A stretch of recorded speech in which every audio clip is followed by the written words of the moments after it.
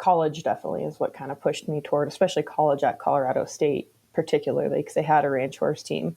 So I got to meet some really neat people in the area and learn a lot about showing Western and how completely different it was, but also that there are so many similar undertones. So that's kind of where I got my start. You are listening to the Horse Radio Network, part of the Equine Network family.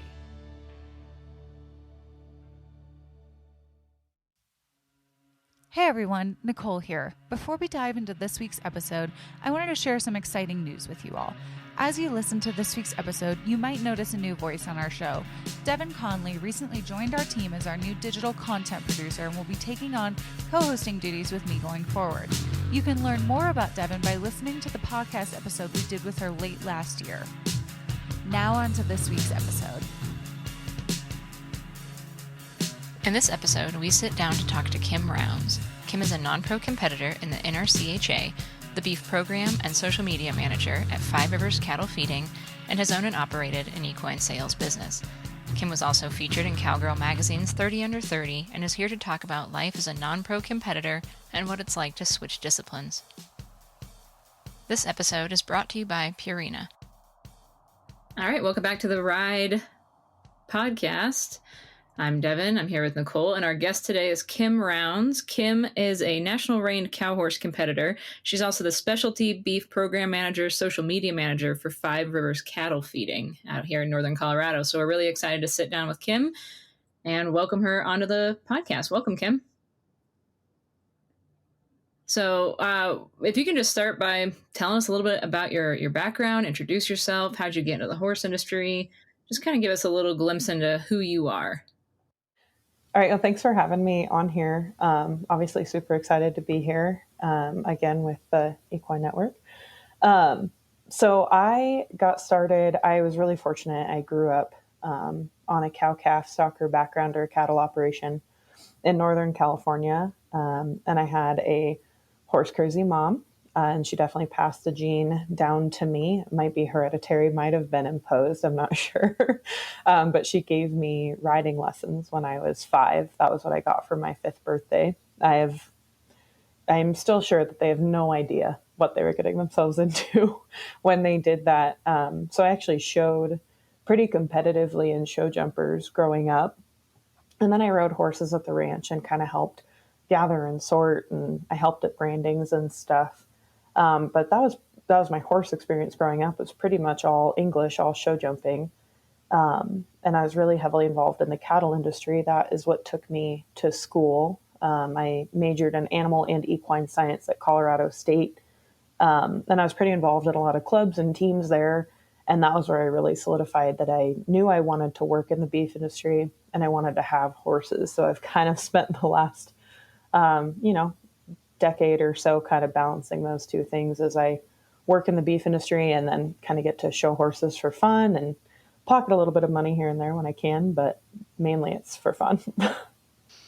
I always love talking to people who come from an English background and then transition over to a Western background, because I think there's a lot that you learn as an English rider. I have some English background more in the quarter horse stuff, so not like the true show jumping or anything like that. But I feel like I took away so much of that, like equitation and just like being able to ride. And do you think that's kind of helped you transition over to more of the Western events and the cow horse and even in your, daily life, working on a ranch, working with cattle, that kind of stuff?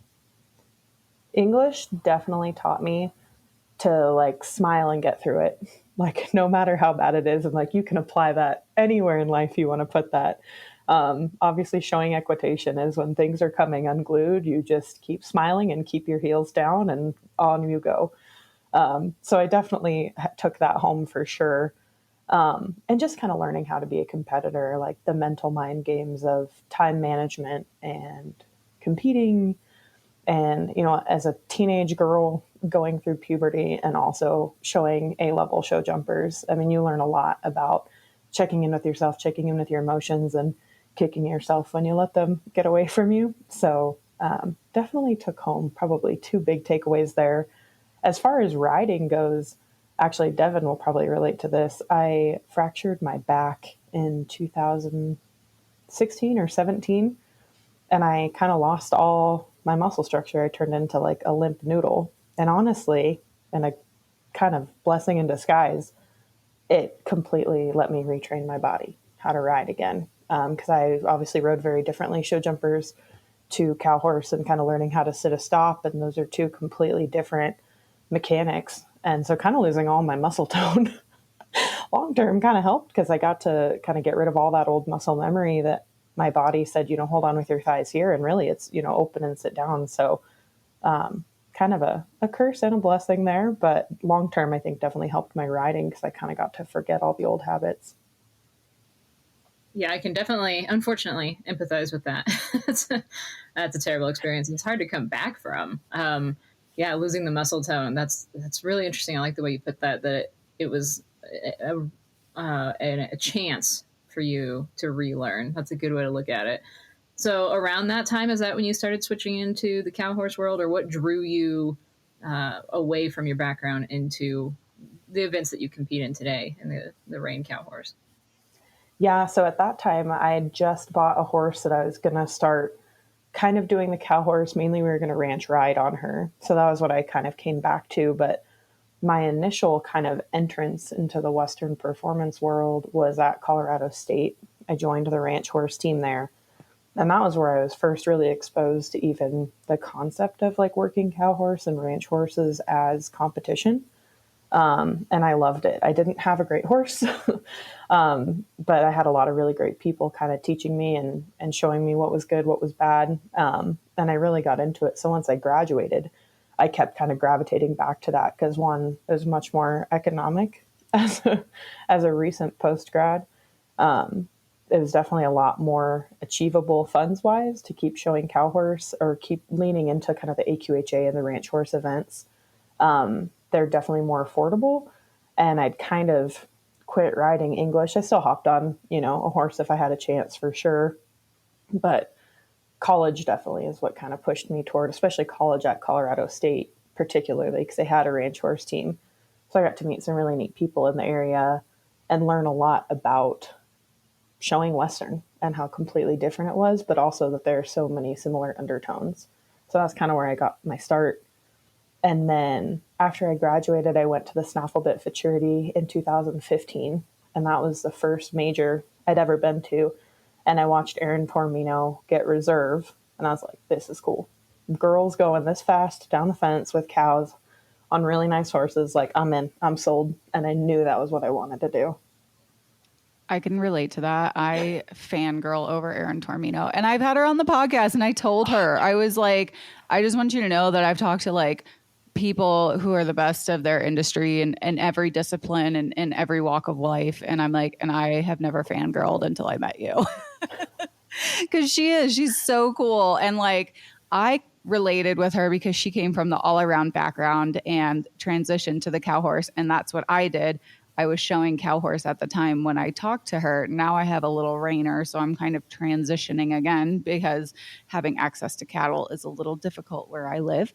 But going back a little bit, let's talk about CSU's ranch horse team, because I don't think that people outside of Colorado might realize how important it is to the equine industry, especially in Colorado. I know so many people who have graduated from this program and so many people who have kind of like you transitioned from one event into a completely different one with the help of CSU. So can you kind of talk a little bit about what it is and how important it is to be a part of something like that? Yeah, so CSU's ranch horse team is a club. So while we will go and compete with other schools, it's not like an NCAA thing. And you can bring whatever horse you have. I didn't have a horse my freshman year. I was a member that was a foot. And so I helped learn how to put on shows.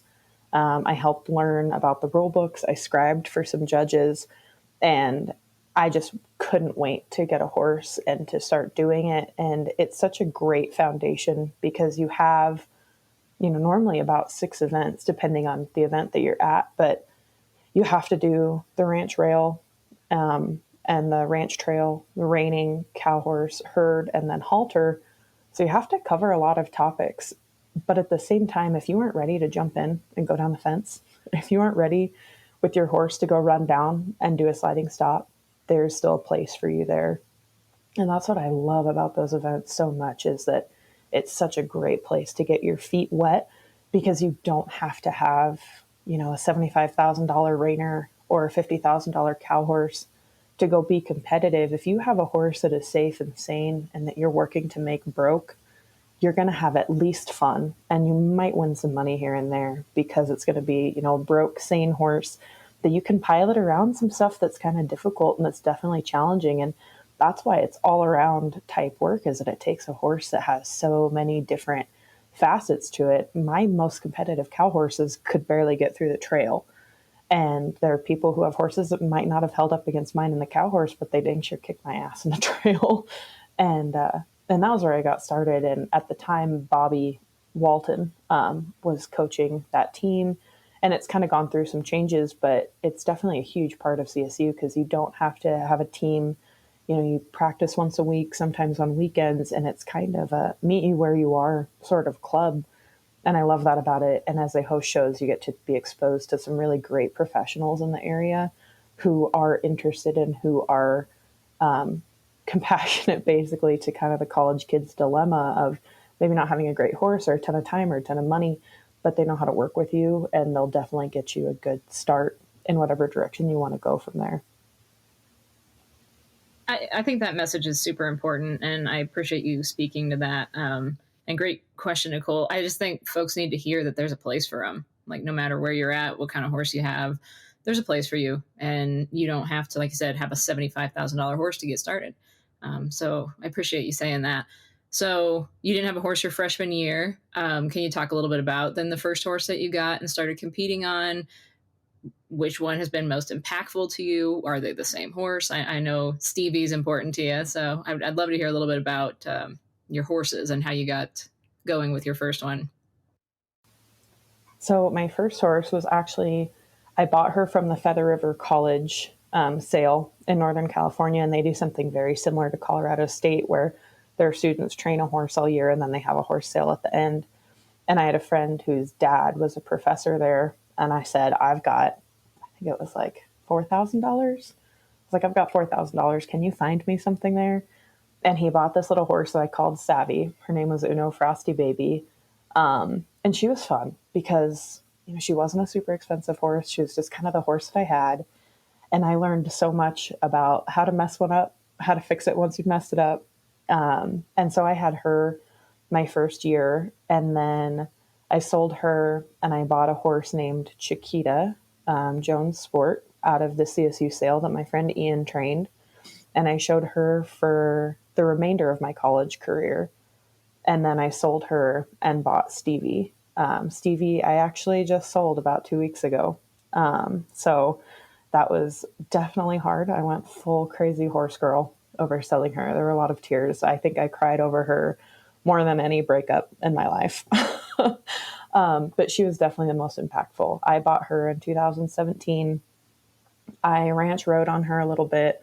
I did some AQHA events on her, and she was the first horse that I climbed on after I broke my back. And my first show back, I won a championship on her. So she was my girl, and she was so quirky and so tough. And there were days that I was out there beating my head against a wall. But she taught me so much about body awareness, about mental and emotional awareness when I'm on my horse. She taught me how to win. She taught me how to lose. She taught me how to go down the fence. She taught me how to work out of the herd. She taught me what reining really felt like. And I don't know that I'll ever have a horse like her. I mean, hopefully I do. I'm young enough that hopefully I have another one, but I don't know if there's another horse that will take me as far forward in leaps and bounds as she did. In 2019, she qualified me for my first NRCHA World Show. We were third in the world our first time there. We went back after going down the fence for less than a year, and she got me a fourth in the world going down the fence there, and she's taken me back every year since. She's just super special, and I think the home that she's in now is kind of in the same place I was a few years ago. They kind of want to get into the cow horse. They want something that's talented, but can't afford that 50, $70,000 horse. So they need a horse that's got maybe some quirks and some personality, but just talent to spare. And that's where she's at now. But she's my heart horse as of right now. She's definitely my heart horse. So let's talk a little bit about your transition from your ranch horse college experience into the NRCHA, because you've been, heading in that direction for a little time now. Can you talk about the transition from the cow horse or from the ranch horse into the cow horse, and, doing things like going down the fence, the herd work, all of that stuff? I realize that you have a little bit of that background from the ranch horse, but I think it's, the horses are so specialized in that particular event that it's definitely, like you said, your horse might be really good at the trail, but they might not be as great at the cow horse, and, whatever. And that's okay. But in the cow horse, those horses are a little more specialized in those events. Yeah. So after I sold kind of my last true ranch all around horse, I was looking, I knew, for a horse that I could ranch ride and cow horse on. I knew that those were my goals. I was looking for something that had a little bit more power. I was kind of going from an F-150 to more of like a sports car. If you kind of want to think about it that way, you've got kind of a good all around vehicle, but you're not going to win any foot races. So I kind of knew I was looking for something with a little bit more power. And I shopped for a little while before I found Stevie. And I was with my friend Logan at the time, and we were ranch riding. And he helped me kind of find and buy her. And I was kind of with a trainer, kind of not. Then I was riding with Logan, and we both kind of had different goals. So I took Stevie up to my friends, John and Kennedy Snyder, and they had taken over the CSU Ranch Horse team and also the CSU Colt starting program. John Snyder was the instructor there my senior year at Colorado State. So I knew them, I trusted them, and actually my goal going to them was to sell Stevie. And they rode her around a little bit and said, there's a very, very talented horse in here. Let's kind of get you started really getting comfortable in the cow horse. And so we spent a lot of time working on reining and what reining truly felt like. It was a little bit different than the ranch reining that I'd been doing, which was, okay, and just completing it is good enough. Now we kind of have to turn up the notch. We have to turn a little faster. We have to stop a little farther. We've got to run a little harder. We need a little bit more difference in speed in our circles. And so it's just executing the pattern to dialing it up and putting some polish and putting some, what we call earning points out of it. You walk in that pen with a 70 and you got to do everything you can to earn more points. And so I started learning what that felt like. And then what it really felt like to be on a horse that knew what they were doing on a cow, instead of just following one back and forth. I had to really step up there and make it move and again, start earning some points and start earning some credit on that cow. Instead of just stopping it from running, I need to step up and control it and make it go left and right in the boxing. And then as we went forward, learning how to set one up and go down the fence, how to make that first turn, how to set up your second turn for a circle. And so it was pretty gradual, really. But once I got Stevie, everything definitely dialed up a few notches, because I had a horse that had so much more talent and so much more ability that it was more than just checking the boxes of doing the maneuvers on the scorecard. It was doing them with a little bit of flair and of style and speed and power. That's a lot of technical changes to be making when you're switching over. And I like how you said it was kind of a gradual process, and then you got the right horse and were able to start adding. So you worked with a few different trainers. Is there something that sticks out in your mind as being like really impactful that a trainer said to you or taught you about either competition or getting like gelled up with a new horse like Stevie? Just something you took away from one or more of those trainers that really stuck with you that you think people could benefit from hearing? Yeah, I kind of thought about this one, and I didn't have any big like nuggets of wisdom. I will say John and Kennedy believed in me and my horse more than I knew until we kind of got to the World Show. I've never been on the best mounted horse. I've never been on the best bred, the most expensive horse in the show pen. And they definitely kind of drilled into me that you can get a lot done with hard work and a little bit of natural ability and kind of keeping your head on straight. So I don't know that there's a massive, nugget of wisdom in there, but their belief in me, and obviously the proof is in the pudding. We had 2 back-to-back top 5 world show finishes, and, I won a few $1,000s on that horse. Just the belief and the understanding that you don't have to have the most expensive horse in the pen. You don't have to have the most talented horse in the pen. You don't have to haul to the most shows to be successful. Pretty much all of that gets done for free at home with some sweat. And then my very first trainer, Sarah Ballou, I learned from her doing show jumpers growing up. She taught me so much about horsemanship and caring for horses. I had 2 show jumpers that wouldn't pass a vet check, and I kept them healthy and competitive for almost 10 years because she taught me so much about equine care.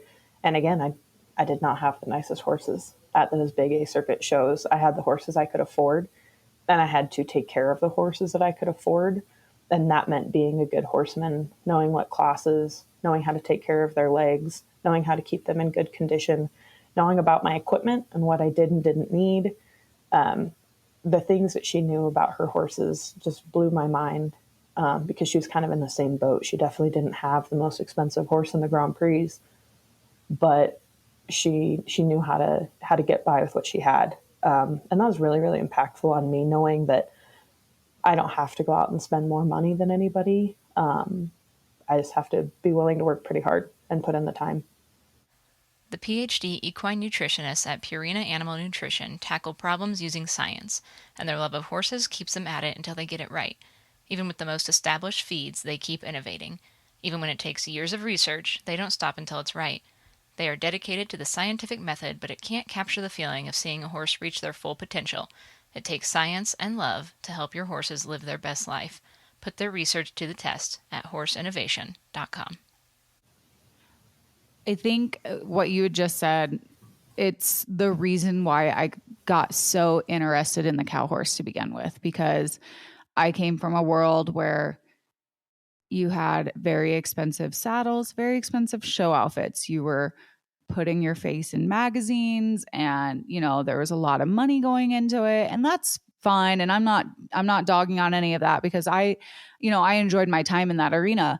But the thing that really caught my eye in the cow horse is that you can spend $150,000 on a horse and come in dead last, because at the end of the day, you have to be able to, maneuver that horse in some really different situations. You don't get to practice the pattern ahead of time when you're working a cow, because you don't know what the heck they're going to come out and do.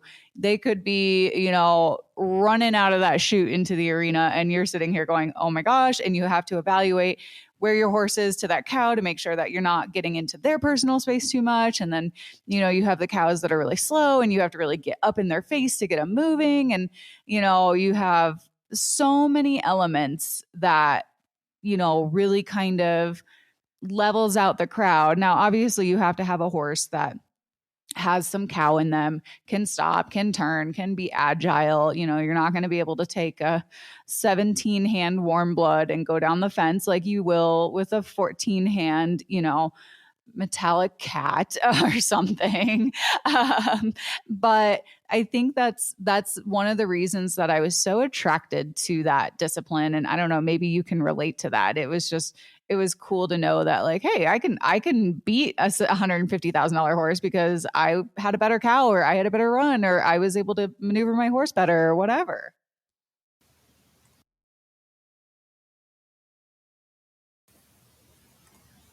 Absolutely. And that is, to me,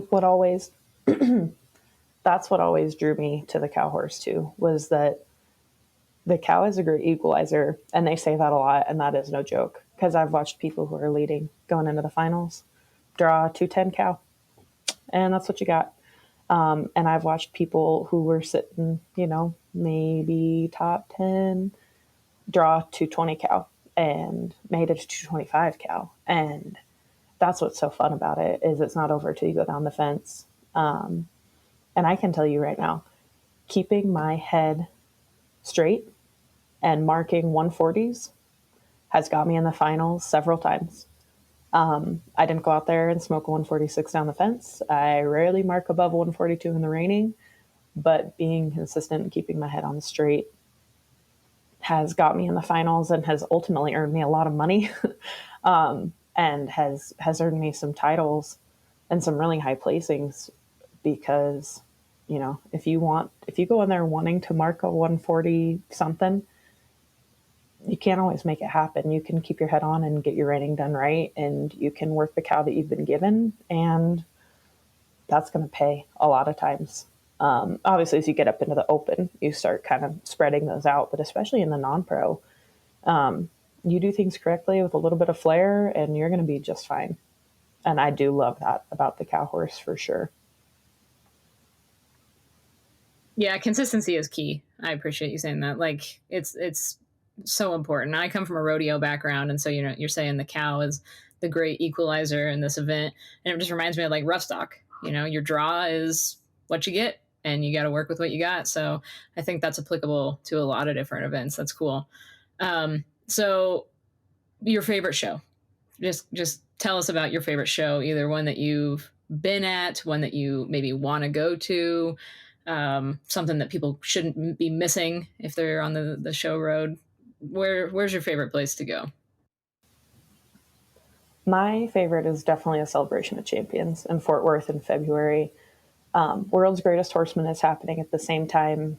And while the World's Greatest finals are fun and you should absolutely get tickets and you should absolutely go, the prelims on Thursday night of the steer stopping and the fence work are so fun. The John Justin Arena is packed, standing room only. It is so loud, it is so rowdy, and it is a horse show smart crowd. So like we know when it's good and we know when it's bad. And it's so fun. And the finals can't be beat. I have driven from Colorado down to Texas in one night just to watch the finals.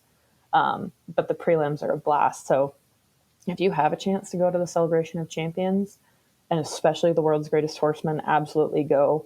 It's such a fun show because it's kind of just year-end titles. So there's not as much pressure on the open guys. The snaffle bit finals are a blast, but the whole horse show is just wound so tight because you're just trying to keep these 3-year-olds together and get them through 3 events and hopefully make the finals. So the snaffle bit is awesome. It's definitely got a very different vibe. The Celebration of Champions is super fun. And then completely switching venues and genres, Spruce Meadows in Calgary, Alberta is the best horse show venue I've ever been to. It is built for horsemen, by horsemen, and everything about it is top tier, top notch. You have security badges to get into the stalls. The warm-up arenas are beautiful. The show arenas are incredible. In Canada, horse showing is a sport. Like show jumping is a sport, so you have spectators like I've never seen before.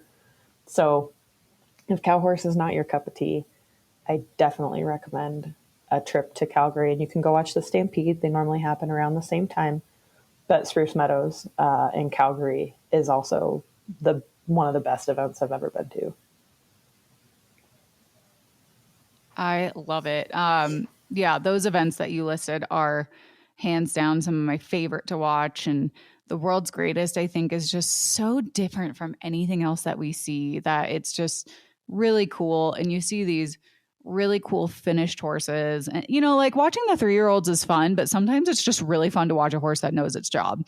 And like, that's kind of what the World's Greatest is. Same for the Run for a Million. They added the cow horse stuff. That was super cool to see live. I'm excited to see that progress. And then, I've never been to Calgary. It's going to be on my bucket list now though, because I need to see this fairground. Yeah, Calgary is incredible. They're all grass fields. And the big Masters arena has a grass warm-up arena, but it's so cool. If you are a horse person, you would go there and love it. And the World's Greatest is so cool. I love that our association is making a big payout platform for finished horses. Because like you said, the 3-year-olds are fun. The derbies are great. I'm thinking we're going to start getting to a big 2-rein event, but for people to invest money in horses that are 6, 7, 8, 9, 10, 14 years old to go win as much money as Mitch just did is just so awesome for the longevity of our horses in our sport. You're seeing horses that like guys are pulling out from their youth kids to go to World's Greatest. You're seeing horses that maybe haven't had a spectacular career since Snaffle Bit, but they're really broke and they're coming back for World's Greatest. And I love that for our industry. And if you haven't watched the video of Call Me Mitch going down the fence, watch it, cry. I cried. Everybody cried. Philip's dad, Ron Rawls, cried. Everybody cried. So go watch it because that's what it's about. I mean, that horse is, I think he's 12 or 13. I think he's a 2010 or 2011 model and still just at the top of his game and knows his job better than he ever has. And it's just incredible to watch. And I love that for our industry. I keep hoping that we'll do more of that, whether it's cow horse or reining or special events like the Run for a Million, whatever.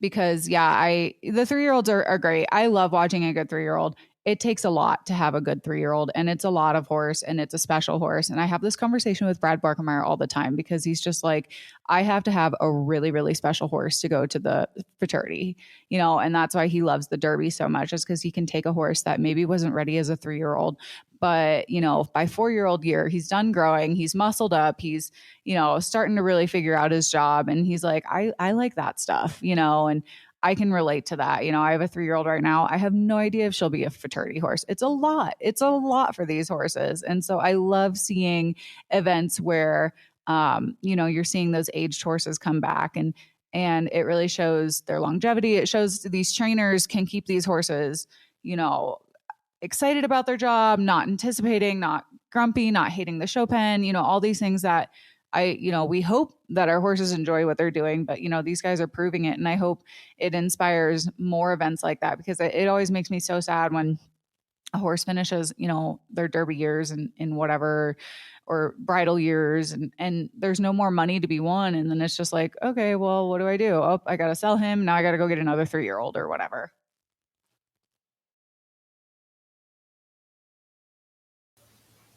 I think that's kind of a tough position our industry put ourselves in because these horses do mature so easy or so early.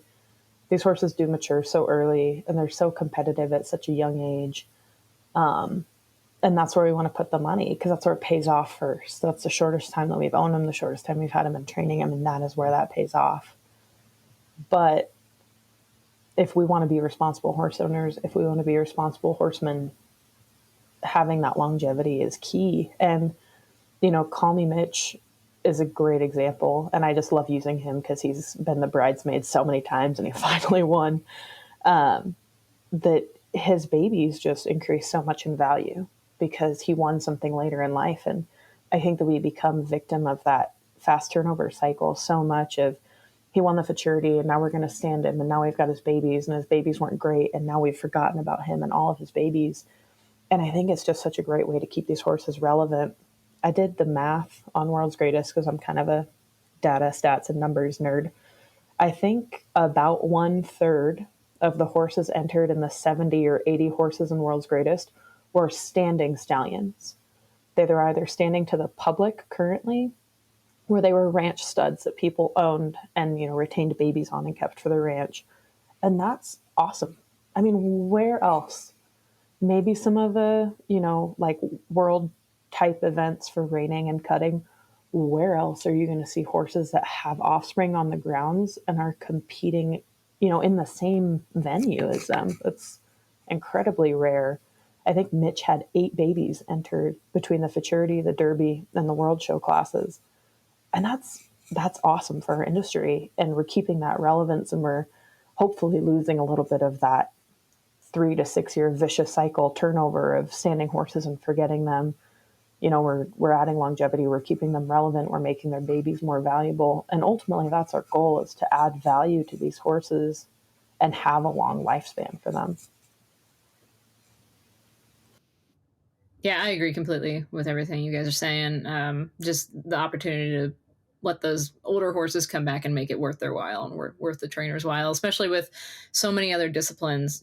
Horses 14, 15 are still competing and doing amazing. It's good to see it in this industry too. On the topic of, standing at stud and horse sales and things of that nature, Kim, you have an equine sales business, right? And you do so much. Like you're so busy. I don't know how you manage it all. But you've worked in equine sales and marketing, and obviously on the cattle side as well. But within the horse world, tell us a little bit about that. How'd you get into that? Is that something that you're still enthusiastic about, or something that you don't do as much anymore? So we don't do as much of that anymore, mainly because the horse market kind of exploded and I never really got back into it. And it was really fun, but it was really tough to manage as a non-pro, because as a non-pro, I can't accept any money for really like handling horses, like riding, giving lessons, anything like that. So I took pictures of horses. I put together videos of horses and I managed their ads. And at the same time, my friend Logan was either had those horses in training and was riding them, or was riding them in the videos. And it was really fun. Like I said, we aren't doing as much of it, but I learned so much about business, good and bad. There are good people that I did business with who were amazing, who brought me, more business down the road, because that has kind of morphed into more like social media management for people. I do more of that than I do like equine sales and ad management for people. I learned so much about that, about photography, and I'm so grateful for the people who are like, yeah, these two 20-year-olds could, manage and sell my horse for me. So, and I think we did right by every customer that we had, but I'm so grateful for the people who had faith in me. And I think that was just such a good vote of confidence for me as I was kind of trying to enter into this performance horse world. And our businesses have both kind of grown apart. Logan's kind of riding and shoeing full time, and I have a full-time job that consumes a lot more of my time than it used to. And so we've kind of, I guess, extricated ourselves from the business we used to have. But at the time, it served such an awesome purpose, and it made a lot of connections and taught me a lot about advertising, about managing sales, about overseeing money, about contracts, about making sure that you take that deposit, about making sure that the contract is signed. Definitely learned a lot about business, and especially horse business, doing that. So this is kind of a great little transition segue.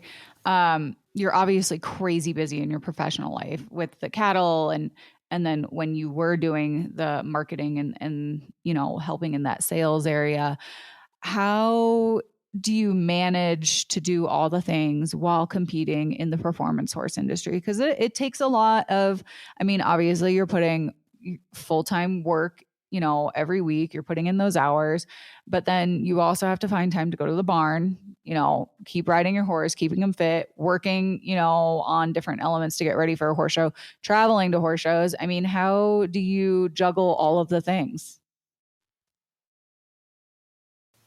So I am very fortunate that I can keep my horses in full-time training. That takes a massive amount of stress off my hands. I know not everyone is in that position financially. I'm really fortunate that I am. So John and Kennedy are riding my horses, 5-ish days a week. And then I'm getting up there as much as I can, which is normally about 4 or 5. So they're getting ridden twice a day. So they're very, very fit. But it's definitely giving up a lot of stuff that I want to do and having very understanding friends. And I'm kind of reaching a crossroads where I'm maybe going to start kind of dialing back. I just sold Stevie. I have a really great Derby horse. He's 4. And I'm not sure. I think the goal is that I start showing him here soon. I don't know exactly what that's going to look like. So I'm kind of on a little bit of a breather right now. I say that it's been like 3 weeks since we got back from the World Show. So that's my idea of a breather. But it's definitely time management, and it's definitely knowing what is important, what needs to be done today, what can be done tomorrow, and a lot of early mornings and late nights. I'm very fortunate that the people I work for at Five Rivers are supportive of me and of the things that I'm passionate about. So they are awesome about letting me work a weekend to trade for 2 days off to go to a horse show. I'll come in and drive a feed truck or, work on something or go help sort cattle. And then I'll take, 2 days off to go to a show. But 10 days of vacation go by very quickly when you're showing horses because a lot of these local shows start on a Wednesday and not on a Sunday. And normally 2 of those days during the week, I'm expected to show plus the weekend. So it's definitely a lot of sacrifice. Like I will not sugarcoat it. It is not easy. It is getting up early to go to the gym, going to work all day, coming home, grabbing a snack, going to the barn, getting back at 10 or 11 at night sometimes because my barn is about a 45-minute drive from my house. So it's tough, but it's definitely very rewarding. I don't know if there's anything else I'd want to be doing. I can't imagine pouring as much of myself into something else. But you definitely kind of learn who your supportive friends are. The people who understand your schedule and, see you when you can, and the people who kind of take offense to you having drive and passion. So I definitely I'm surrounded by maybe fewer, but very good friends now. But yeah, a lot of caffeine, a lot of budgeting, a lot of finding ways to make side money or spend as little money as possible so I can afford to go to shows because as much as the cow horse is more affordable than show jumping, it's definitely not something for everybody financially.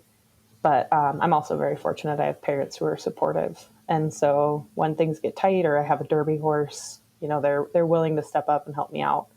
And I won't pretend to anybody that I haven't been in that boat where my parents have stepped up and helped me out because I think that'd be unfair to people who are trying to do it on their own and maybe not always making it work. But very fortunate with the people that I'm surrounded with who kind of help me make this possible. It's a lot of me doing the legwork, but a lot of support from the people around me for sure.